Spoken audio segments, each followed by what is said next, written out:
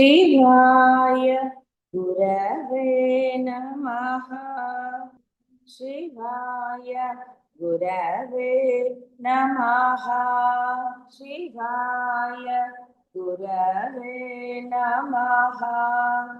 शिवाय गुरवे नमः। शिवाय गुरवे नमः। అమ్మ అవ్యాజ కరుణామూర్తి, అందులో ఏమీ సందేహం లేదు. ఎంతమందిని అనుగ్రహించిందో మనం ఎన్నో కథల రూపంలో తెలుసుకున్నాం. తెలియంది ఏమీ లేదు, ఎవరి గురించో అక్కర్లేదు. మీరే ఎన్నో సందర్భాల్లో అది అనుగ్రహం అని మీరు గుర్తించలేదేమో, కానీ ఎన్నో సందర్భాల్లో మీరు కూడా ఎంతో అనుగ్రహాన్ని పొందారు. మీ జీవితాల్లో పరిశీలించుకుంటే, అంటే ఒక క్షణం మనం ఆలోచిస్తే మనకు తెలుస్తుంది ఎలా మనని రక్షించింది అమ్మవారు. అడక్కపోయినా సరే, మీరు ప్రార్థన చేయకపోయినా సరే, మీ మనసుల్లో అంటే మీరు ధర్మంగా ఉండి ఇవన్నీ పక్కన పెట్టేయండి, అయినా సరే మిమ్మల్ని రక్షిస్తూనే ఉంది. తల్లి గర్భంలో రక్షించింది ఎవరు? ఇలా ఎన్నో రకాలుగా ఉంటుంది అమ్మ యొక్క అనుగ్రహం. మీ పూర్వజన్మ దాన్ని బట్టి మీకు ఈ జన్మలో ఇచ్చిన ఎప్పుడు ఎలా రక్షించాలో ఆవిడ రక్షిస్తూనే ఉంది. తానెవరో నీవెవరో కూడా తెలియచెప్తూనే ఉంటుంది. అయితే అందరికీ ఈ అనుగ్రహం లభిస్తుందా, నేనెవరు తెలుసుకునేది అంటే సందేహమే. అందరికీ లభించదు. కొంతమందిని మాత్రమే ఆవిడ సెలెక్ట్ చేసుకుంటుంది నేను ఎవరు అనే తెలుసుకునే ఈ తత్వాన్ని. అంటే అమ్మ అనుగ్రహం నీకు లభించింది, నువ్వు తాపత్రయ పడలేదు, తపస్సు చెయ్యలేదు నేనెవరో తెలుసుకోవడానికి. అయినా ఆ అమ్మ నీకు అవకాశం ఇచ్చింది.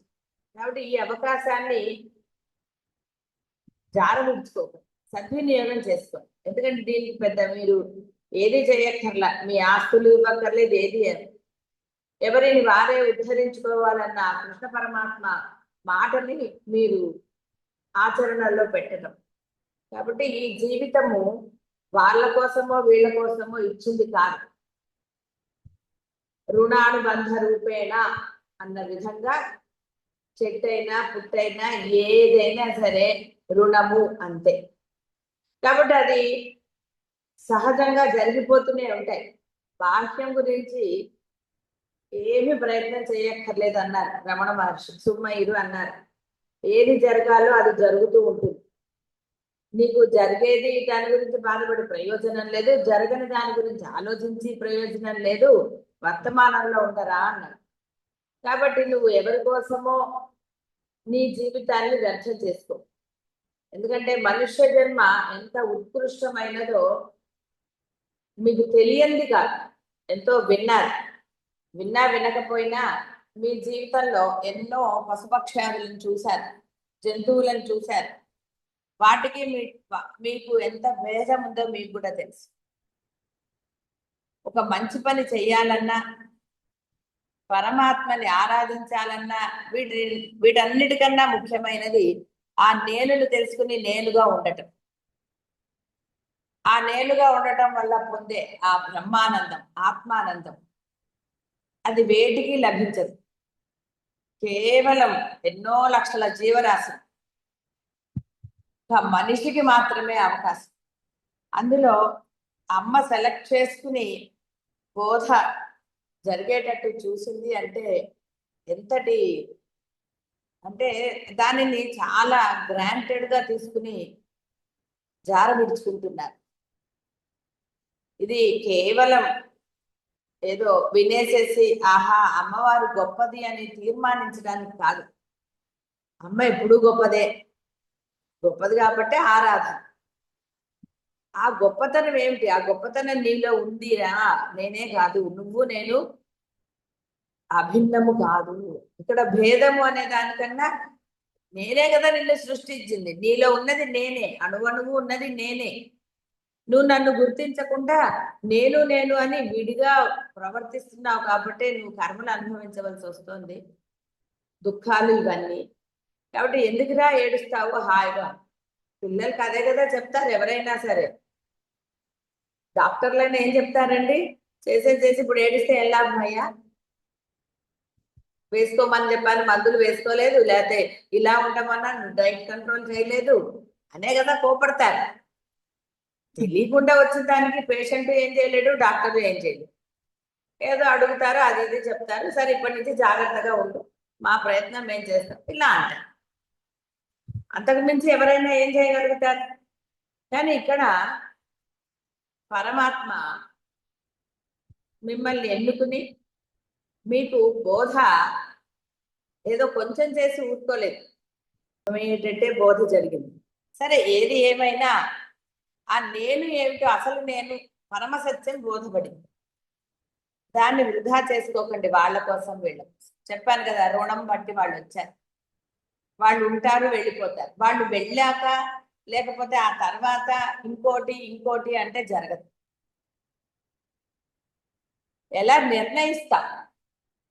కాబట్టి ఎంతవరకు అంతవరకు అనేది తెలియాలన్నా ముందర మీరు ఈ సాధన చేసి కనీసం సాధన కొంత నిష్ట పెట్టుకుని శ్రద్ధాభక్తులతో చేసినప్పుడు కష్టిత ధీర అన్నట్టుగా ఆ ధీరత్వము ఆ స్ఫురణ మీకు కలుగుతాయి.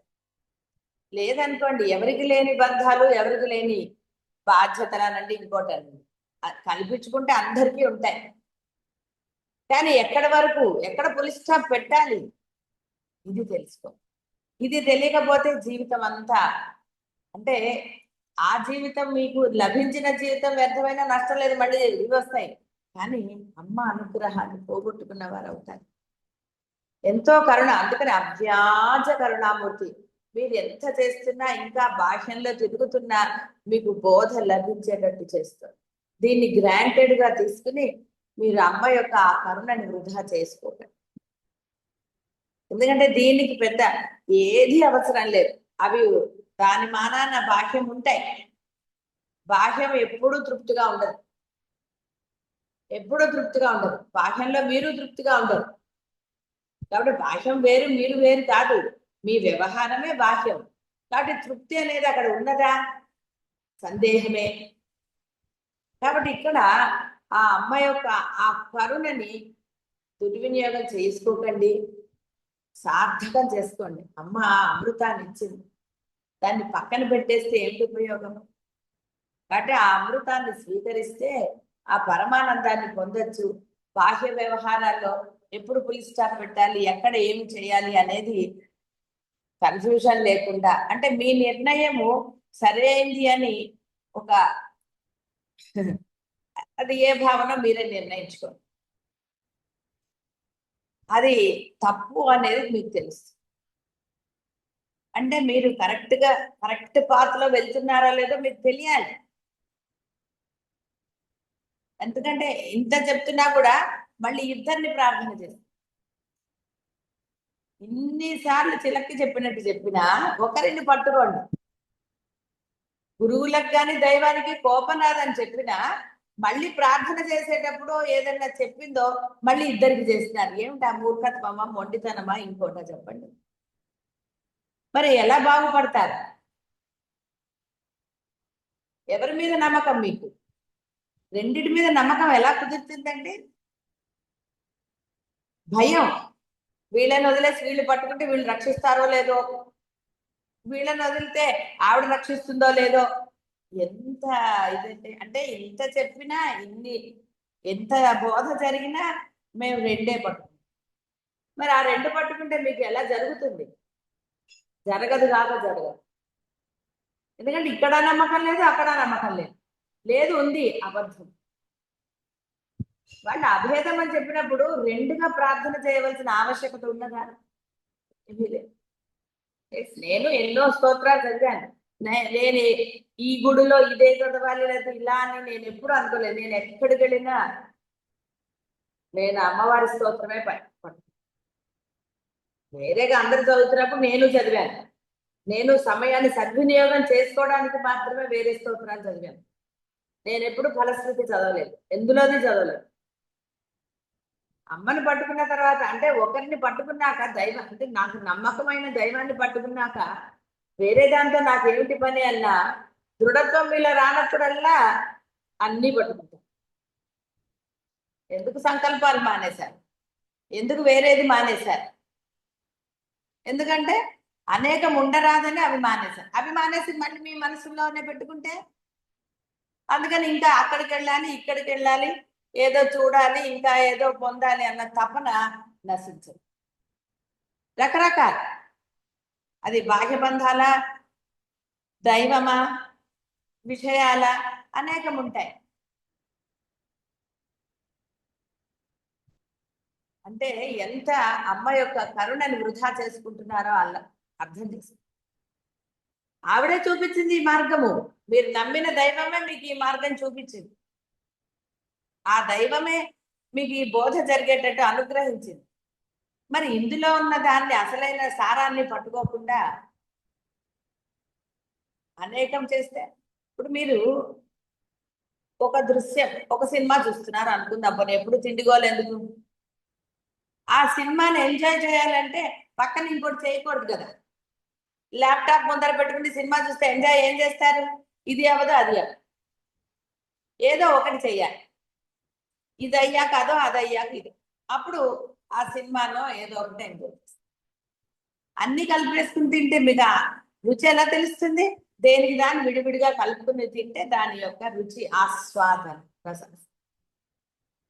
అలాగే ఒకరిని పట్టుకుంటే లభించేది ఎప్పుడు తెలుస్తుంది? పట్టుకుంటే తెలుస్తుంది. మనస్సు ఇక్కడే ఏకత్వం పొందలేదు. ఎక్కడ పొందాలో అక్కడ ఏకత్వం పొందనప్పుడు బాహ్య విషయాల్లో పొందదు. మీరు అనుకుంటున్నారు అంతే, బాహ్య విషయాల్లో నేను ఉన్నాను అని. లేదు, మనసుల్లో ఇంకా ఏవో ఉన్నాయి. ఎందుకంటే దేని యందు ఉండాలో దాని యందు లేనప్పుడు వేరే వాటిల్లో ఉండకుండా ఎలా ఉంటుంది? ఉండే. అందువలన ఏకత్వం పొందలేరు. యోగం ఎలా వస్తుంది? రెండున్నప్పుడు యోగం. ఏకం ఎలా అవుతుందండి? అది మీ ఇష్టానికి ఏముంది. ఇక్కడ డిమాండ్ చేశారు, అబ్బా నా మనసులో నేను పెట్టుకున్నాను ఇంతమందిని, గురువు గారికి ఏమీ తెలియదు. అక్కర్లా, గురువుకి తెలియకర్లా. దైవం లేడా, దైవము గురువు వేరు అనుకున్నారు కాబట్టి ఈ గోళలు వస్తాయి. ఏం చెప్పారు? ఎవరికో ఒకళ్ళకి అప్పగించండి అన్నారు. ఒకళ్ళకి అప్పగించండి అంటే ఎంత చెప్పినా వినకుండా ఇంకా ఇద్దరిని ముగ్గురిని పట్టుకున్నాను అంటే ఎవరు అనుభవిస్తున్నారు కర్మ? ఏమండి మరి వీళ్ళందరూ ఒకటే అన్నారు కదా. అవును, వాళ్ళు ఒకటే, కానీ ఆ భావం నీలో లేదు కదా. ఒకటే అన్నప్పుడు ఇంతమందిని మనసులో తలుచుకోవాల్సిన ఆవశ్యకత ఉన్నదా? అన్ని సమాధానాలు ఉన్నాయి మీ దగ్గర, చక్కగా చెప్తారు. ఆచరణ ఏది? అన్ని చెప్తున్నారు. ఎప్పటి నుంచి చెప్పాను? ఒకరినే పట్టుకోండి, ఎవ్వరికి కోపాలు రావు. మీరు దైవాన్ని పట్టుకుని నా దగ్గరికి వచ్చినారని మీరు దైవాన్ని పట్టుకున్నారు, నా దగ్గర రాకండి అని నేను అననే. అమ్మ నాకు అమ్మ మీదే నమ్మకం, లేదా శివుడి మీదే నమ్మకం, నేను అదే చేస్తాను అంటే ఎప్పుడన్నా వద్దన్నారా? మీరు నామస్మరణ ఎవరిది చేస్తున్నారు? దైవాంతే కదా చేస్తున్నారు. వద్దన్నారా? మీకు నచ్చిన దైవాన్ని తీసుకోండి అన్నారు. అంటే అక్కడ దైవ రూపాన్ని భావించమని చెప్పలేదు కదా. ఎందుకంటే నామరూపరహిత స్థితికి వెళ్ళాలి. కాబట్టి ఇవన్నీ కూడా ఎన్నోసార్లు చెప్పినవే. ఏకత్వం మీరు పొందనిదే ఈ మనుష్య జన్మ వృధా. మీరు బంధాల పట్ల ఇంకా వ్యామోహంతో అనండి, తప్పదురా అనుకోండి, ఏ భావన ఉన్నా సరే మిమ్మల్ని మీరు ఉద్ధరించుకోనిదే మొత్తం కరుణ అంతా వృధా.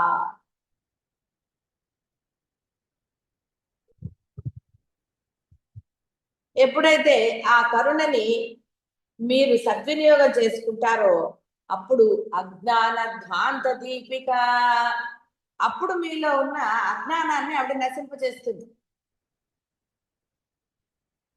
సద్వినియోగం చేసుకోవాలి. ఇక్కడ అమ్మ యొక్క కరుణ బోధ రూపంలో లభించింది. బోధ ఏమిటి జరుగుతుంది? దాని ఆచరణ. ఇందులో ఏముందండి? ఒకళ్ళని పట్టుకోవడానికి ఏమిటిది ఇబ్బంది? అసలు ఏమీ లేదు. అయినా సరే అదే మరి పొండితనం అంటారా, జీవన దాన్ని ఏదన్నా కూడా ఉపయోగం ఏమైనా ఉందా? ఏమీ లేదు. ఎందుకంటే నువ్వే కదా కర్మ అనుభవిస్తున్నావు. ఎంత చెప్పినా వినను అంటే ఏం చేస్తారండి? పిల్లవాడు పరిగెట్టి కింద పడితే అంటే బాగా అయిందా అంటారు. చెప్తే వింటావా నువ్వు? చూడు ఇప్పుడు ఏమైందో. మందు రాస్తారు, మళ్ళీ అన్ని చేస్తారు, కానీ అనే మాట ఊరుకుంటారా? అదే కాబట్టి అమ్మ ఎప్పుడైతే మీరు దాన్ని సద్వినియోగం చేసుకుంటారో అప్పుడు అజ్ఞాన ధ్వాంత దీపిగా పరమక, ఇవే కదా బంధాల పట్ల నిన్న కూడా చెప్పుకున్నా కదా, తీవ్రమైన బంధము అంటే ఆ తపన,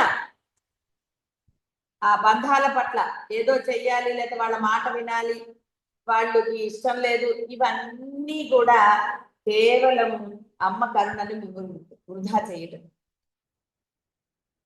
అమ్మ వాళ్ళని చూడొద్దు చెయ్యొద్దందా, మరి నీ సంగతి ఏమిట్రా? కృష్ణ పరమాత్మలకు ఎందుకు ఎవడిని వాడే ఉద్ధరించుకోవాలని ఎందుకు చెప్తాడండి? ఇప్పుడు వాళ్ళని రోడ్డు మీద వదిలేయమన్నారా? ఏమనలేదే. మొదట నువ్వు పొందు, నిన్ను ఉద్ధరించుకో, అప్పుడు తెలుస్తుంది. కఠినంగా వ్యవహరించమని చెప్తున్నారా? సమత్వం ఉండాలి, ప్రేమగా కరుణగా ఉండాలి. ముందు నీలో ఆ ధైర్యం లేకపోతే, నన్ను నేను ఉద్ధరించుకోవాలి, మొదట నేను ఈ ప్రయత్నం చెయ్యాలి అనేది ఉండాలి. ఎంతో అవకాశం ఇస్తాడు పరమాత్మ. నీలో దృఢ సంకల్పం ఉంటే అప్పుడు అజ్ఞాన ధ్వాంత దీపిక, జ్ఞాన స్వరూపము దీపిక వంటిది అజ్ఞానం. కారణదేమవు ప్రకృతియే అవిద్య. ఈ అవిద్య ప్రాబల్యంన సత్య జ్ఞాన అనంత ఆనందములను, లక్షణములను, స్వరూపము గల ఆత్మను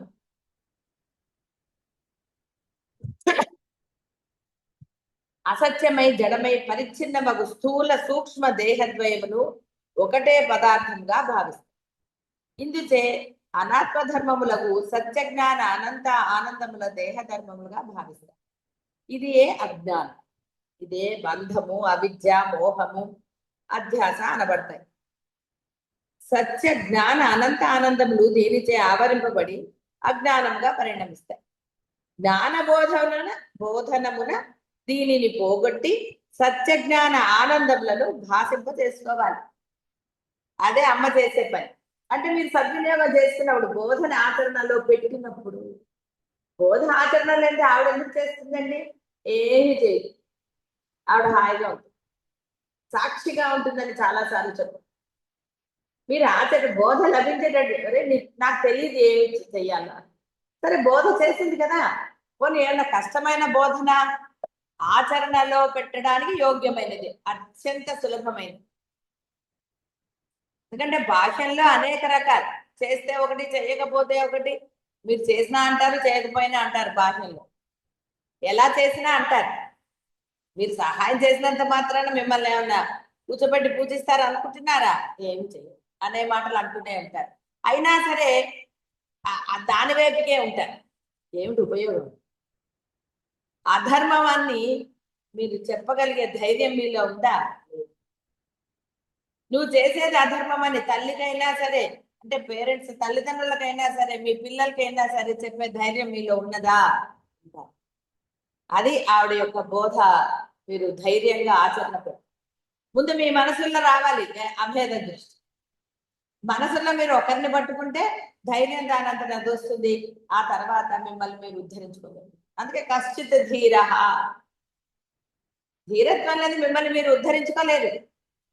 ఎందుకంటే మీరు ఏమనుకుంటారు, వాళ్ళందరినీ చుట్టం, వాళ్ళ మాట వినటం చాలా గొప్ప లక్షణం. దానికన్నా వేరే, అంటే అది కూడనిది. ఇంత బోధ జరిగింది, వాళ్ళని తిట్టమని, వాళ్ళని చూడమంటాం కాదు. ఇక్కడ ముందు నిన్ను ఉద్ధరించుకో, తర్వాత చూద్దాం. అవి జరుగుతూనే అంటే బాహ్యంలో నువ్వు అసలు నిష్టగా సాధన చేస్తే వాళ్ళ మనసు మారుతుందా, నీ మనసు మారుతుందా, ఏంటి జరుగుతుందో అనేది పరమాత్మ నియతి. నువ్వు నిష్ట పెట్టుకుంటే కదా పరమాత్మ నీకు ఏ విధంగానైనా సహాయం చేస్తాడు. నువ్వు నిష్టే లేదు అంటే, నీలో దృఢ సంకల్పమే లేదు, నేను బ్రహ్మం అవ్వాలి అని కానీ, ఒకటి నేను పట్టుకుంటానని కానీ, ఇలాంటి వాటిలో లేదు.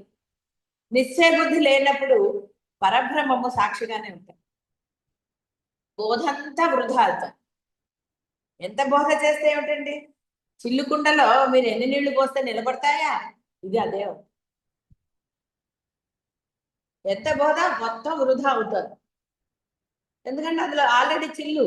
ఈ చిల్లే మీ బంధాల, విషయాల, ధన సంపాదన, ఇంకోట ఏదన్నా చెప్పుకోండి. దాన్ని అవన్నీ చెయ్యొద్దు అని ఎవరూ చెప్పలేదు. వ్యవహారం జరుగుతూనే ఉంటుంది. వ్యవహారం కోసం నువ్వు వ్యవహారంతో పాటు వెళ్ళక్కర్లేదు. వ్యవహారాన్ని నువ్వు చేసే ముందరే నువ్వేంటో నువ్వు తెలుసుకుని బోధ జరిగింది కాబట్టి. అలా ఉంటే ఆ యోగం నువ్వు పొందితే ఇప్పుడు కదా అసలైంది తెలుస్తుంది. యోగమే లేని ఎన్ని చెప్పినా కూడా మనసు అక్కడ పోదు. ఎందుకంటే నువ్వు ఆచరణే పెట్టట్లేదు. ఆచరణ పెట్టని వాటి మీద మనసు ఎలా వస్తుందండి? దేని మీద? బ్రహ్మం మీద. వ్యవహారాల మీదే ఉంటుంది భయం. ఆ వ్యవహారాల పాపం వస్తుందేమో, పాపరహితుడు అవుతావురా, మొత్తం పాపం నశింపజేస్తాను నేనని ఆవిడంటే ఆవిడ మీద నమ్మకం లేదు. నమస్కారం చేస్తున్నారు, ఏం లాభం అండి? నమ్మకం లేని నమస్కారం వృధా. నేను చూస్తానురా నీ పాపం మొత్తం అసలు దూది పింజం వల్లే నశింపజేస్తాను ధనాందోళితది అంటే వింటున్నారా? అక్కడ నమ్మట్లేదు. మళ్ళీ ఇవే పట్టుకుంటారు. అక్కర్లేదురా నువ్వు నన్ను పట్టుకొని నేను పడతాగా నేను చూసుకుంటాను. వాటిని మార్చే శక్తి ఇంకోటో నాకే ఉంది. నీ మనస్సును కూడా మార్చే శక్తి నాకే ఉందని చెప్పింది. అవునమ్మా కరెక్ట్ మీరు చెప్పింది అంటారు. ఏం లాభం? మళ్ళీ అంటే అంతా వృధాలే, చిల్లుకుంటే ఎక్కడా ఉపయోగం లేదు. ఎందుకంటే అదే పట్టుకున్నారు. ఏది అంటే బురదలోనే కాలేస్తానికి రెడీగా ఉన్నారు తప్ప రాజమార్గంలో ప్రయాణించడానికి రెడీగా లేదు. కాబట్టి ఈ సత్యము, జ్ఞానము, అనంతమైన ఆనందాలు ఎలా లభిస్తాయి? ఎందుకంటే మీకు అందులోనే ఆనందం.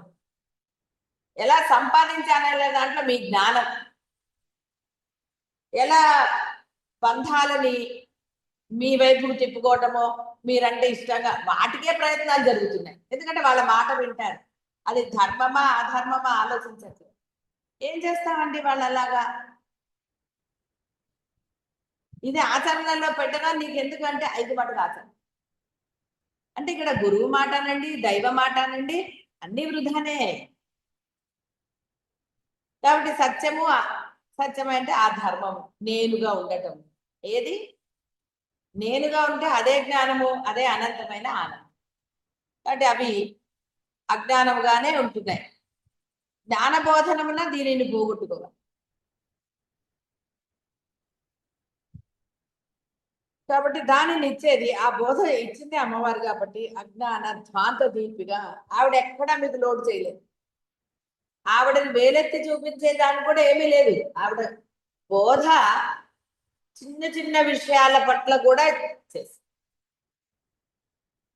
ఏమాత్రం భయపడకుండా నువ్వు ఆచరణ పెట్టే విధంగానే బోధ జరిగింది.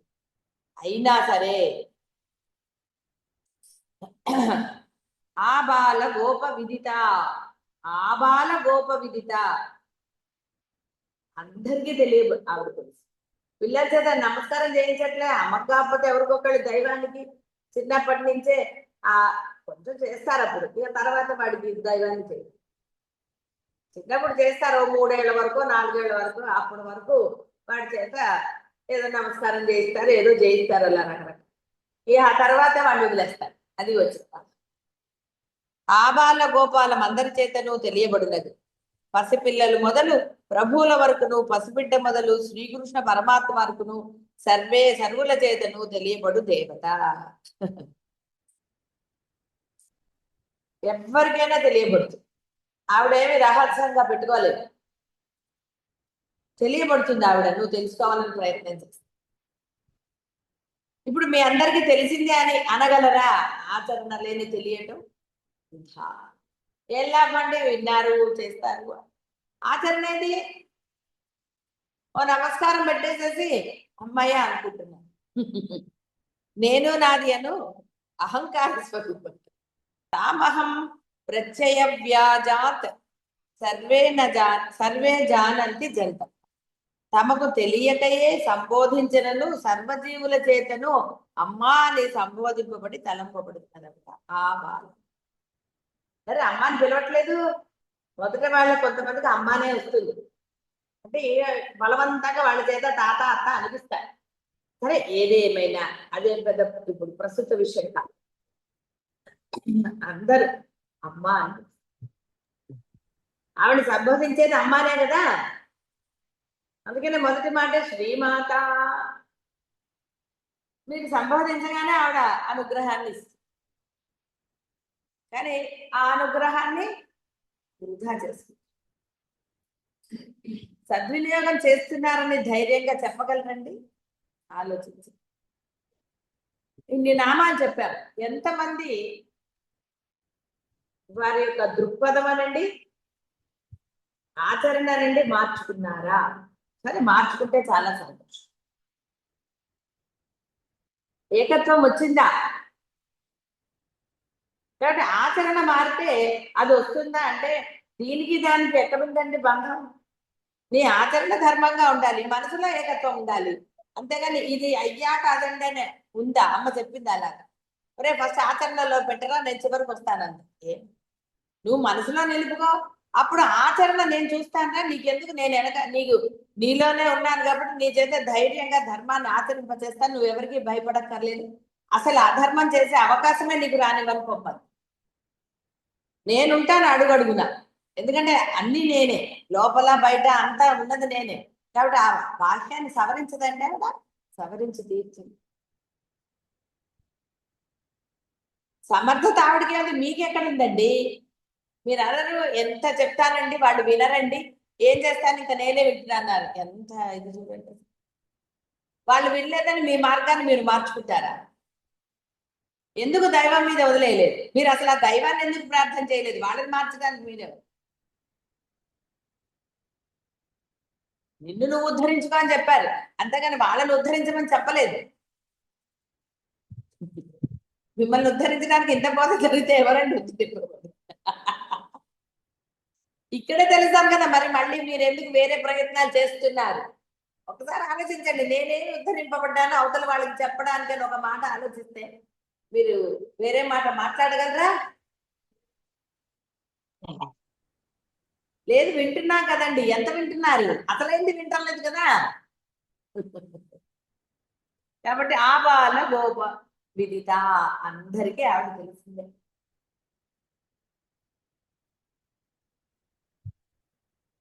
సర్వానుల్లంఘ్య శాసన, సర్వానుల్లంఘ్య శాసన.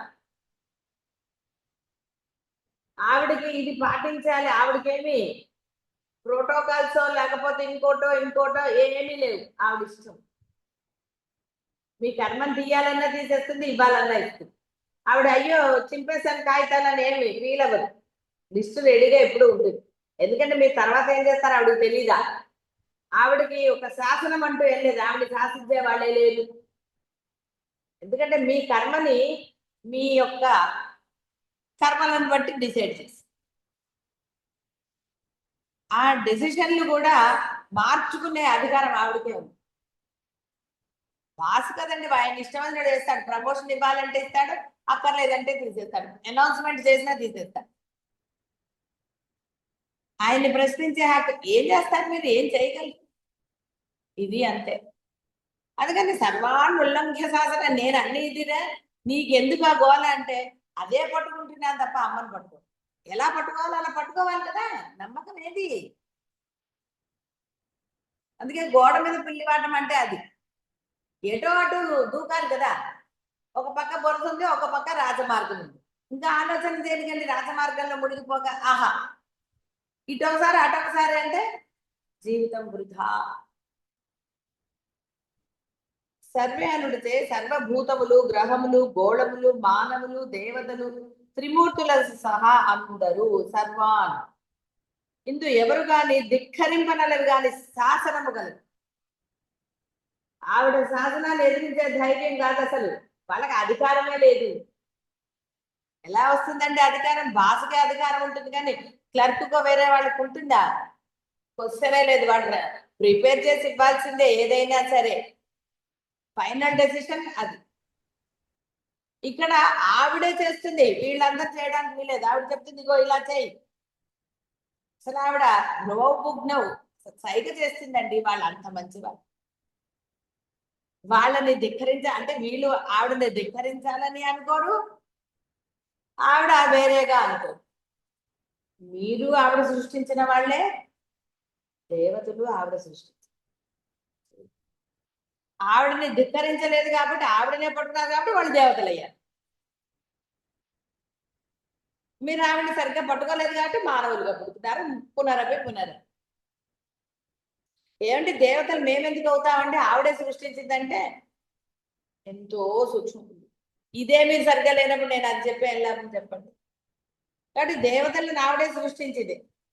వాళ్ళు నశిస్తున్నారని చెప్పారు, మీరు అదే పట్టుకున్నారు. పట్టుకుని దేవతలు కొని వదిలేశారా? అవసరానికి పట్టుకుంటున్నారు. కానీ అక్కడ పరమరహస్యం. ఎందుకంటే మీరు ఆచరణలో పెట్టినప్పుడు ఎన్ని రహస్యాలు చెప్తే ఏం లాభం అండి? అందుకని అవి చెప్పదలుచు. కాబట్టి దేవతలు ఎవరు గాని ధిక్కరింపనలరు గాని శాసనము కలదు సర్వానుల్లంఘ శాసన.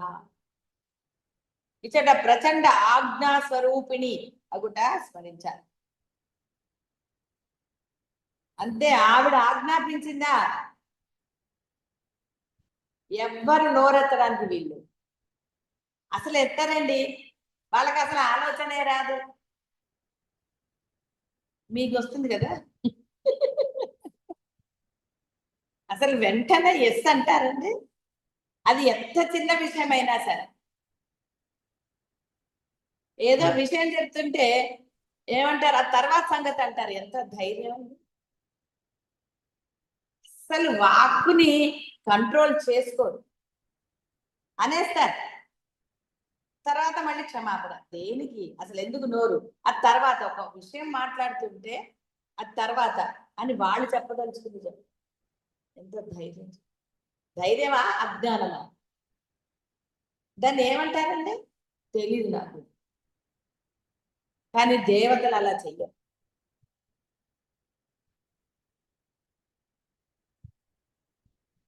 జగత్సూతే ధాత హరి అవధి రుద్ర క్షపయతి తిరస్కుర్వన్నేతత్ స్వమపి వపురీష స్థిరయతి సదా పూర్వ సర్వం తదిదం అనుగృహ్ణాతి చ తవాజ్ఞ అవలంబ్య క్షణచలితయోహో భ్రూలతికయోహో. ఆవిడ కనుబొమ్మలు భ్రూలతికయో అలా కలుపుతుంది చాలు, దేవతలు అర్థం చేసుకుంటారు. అసలు మీరు మాట్లాడిస్తారా? మీ గోల మీదే. అస్సలు అన్నీ తెలుసు అంటూనే ఉంటారు కానీ అక్సెప్ట్ చేయరు. తేడా. ఇది అహంకారమా, వినయమా, ఇంకోట? ఏది లేదు మీలో అంటే అన్నీ ఉన్నాయి. ఇది ఉంది, అది ఉంది. పోదు, ఆ నేను పోదు. పోతే మౌనం ఉంటుంది. ఆవిడ భ్రువభుగ్నం లాగా భ్రూలతికయోహో, అది ఆవిడ అలా సైకిల్ చేస్తుంది. చేయగానే వాళ్ళు అర్థం చేసుకుంటారు, అంతే తప్ప ఆవిడకి సంజాయించరు. సంజాయించడం అంటే మంచి సంజాయించడం. అసలు ఏది మాట్లాడు, ఆవిడ ఏది చెప్పిందో అదే శాసనం. రెండో మాట లేదు. అదండి సర్వస్వ శరణాగతి అంటే. అక్కడ దేవుడికి దండం పెట్టేసి ఇక్కడ నేను అధర్మం చేస్తాను, లేకపోతే ఇంకోటి చేస్తాను, ఇది ఇంతేలే నా కర్మలే అనుకుంటే ఇంకా మీరు ఆ పూజ ఎందుకండి? పూజ చేస్తున్నారంటే అమ్మా నీవు తప్ప అన్య శరణము లేదు, నీ ఇష్టం తల్లి, నువ్వు నన్ను ఎలా నడిపిస్తే అలాంటి సుమ్మయ్యగా ఉంటే బాహ్యం ఆవిడ నడిపించదా? నువ్వు అలా నిన్ను నువ్వు తిట్టుకోవాల్సిన ఆవశ్యకత ఎక్కడుంది? అన్నిటికీ నేను చాలా తెలివిగలవాణ్ణి అని. బ్రహ్మలో ఒకరిని, అదే జగత్ సూతే ధాత, బ్రహ్మాన్ని కూడా ఆవిడే జగత్ సూతే ధాత. ఈ సృష్టిని చెయ్యడానికి బ్రహ్మను కూడా ఆవిడే సృజించింది, జగత్తును కూడా. విష్ణువును పోషించును, శివుడు లయింపచేయును. అంటే ఇక్కడ బ్రహ్మ లోకాలను సృజించిన అన్నాడు కదా, అది కూడా ఆవిడ వల్లనే. ఈశ్వరుడు ఈ ముగ్గురిని తన శరీరముతో కూడా లయం నొందించును. సదాశివుడు నీ కటాక్ష వీక్షణ మాత్రముచే ఈ తత్వ చతుష్టయమును తిరిగి ఉద్ధరిస్తున్నాడు.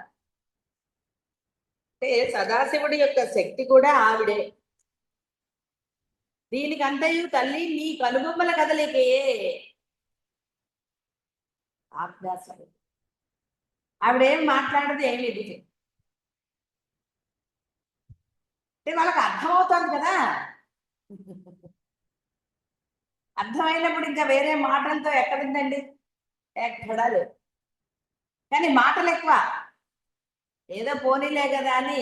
సరే, అందువల్ల అమ్మ సర్వానుల్లంఘ్య శాసన, ఆవిడ యొక్క శాసనాన్ని ఎవ్వరు ఇచ్చేయడానికి లేదు. కాబట్టి అమ్మని ఎవరినైనా సరే ఒక్కరిని పట్టుకుంటారా, ఎంత చెప్పినా చూసే బూడిదలో పన్నీర్ లాగా మీ జీవితాన్ని వృధా చేసుకుంటారా. నేను బోధన వృధా అనను, మీ జీవితాలే వృధా. ఆవిడ చెప్పమంది, గురువులు బోధిస్తారు అంతే. ఆజ్ఞ వస్తుంది, బోధిస్తారు. ఆవిడ ఆజ్ఞ ఇంకా చాలు అందనుకోండి, మీరు బతిమాలినా ఏడ్చినా ఏది జరిగినా బోధ జరగదు. ఆవిడ ఆజ్ఞ లేనిదే గురువులు ఏదీ చెయ్యరు. శివుడే చేస్తున్నాడు కదండి.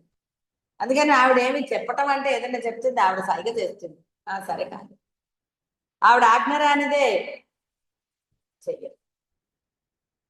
కాబట్టి ఇక్కడ వృధా చేసేది మీ యొక్క జీవితమే. ఏ జీవితాలు లేవు, ఇదే. మళ్ళీ జన్మ పొందుతాను మళ్ళీ ఏదో అనుకోవటం మీ మూర్ఖత్వం. ఈ జన్మలో మీకు లభించింది. అంత ధైర్యం లేకుండా ఎలా ఉంటారండి ఇన్ని సంవత్సరాలు? సరే పెళ్ళిళ్ళు అయ్యాయో, ఇంకోటి ఈ మాత్రం మీరు ధైర్యం మీరు ఇంట్లో చెప్పుకోలేరా? అన్ని కదలేనండి, సమర్థింపులే. మీరు ఎప్పుడైతే ఆ సర్వస్వ శరణాగతి అమ్మ దగ్గర పొందుతారో వారి మనసు ఆవిడ మార్చదా? మార్చుది. మీకు ఇది రాలేదు కాబట్టి అది రాదు. అందుకని ఏం చేస్తున్నారంటే మీ ప్రయత్నం మానేసి పక్క వాళ్ళని చూపిస్తారు, వాళ్ళ వల్ల నేను ఏమీ చేయలేకపోతున్నాను, అంతా. కాబట్టి అమ్మ యొక్క కరుణని ఏ విధంగా మీరు సద్వినియోగం చేసుకుంటారో ఆ సద్వినియోగం మీ జీవితాన్ని సద్వినియోగం చేస్తుంది. అమృతమయము అంటే ఆ జనన మరణ చక్రాల నుంచి రక్షిస్తుంది. శుభం.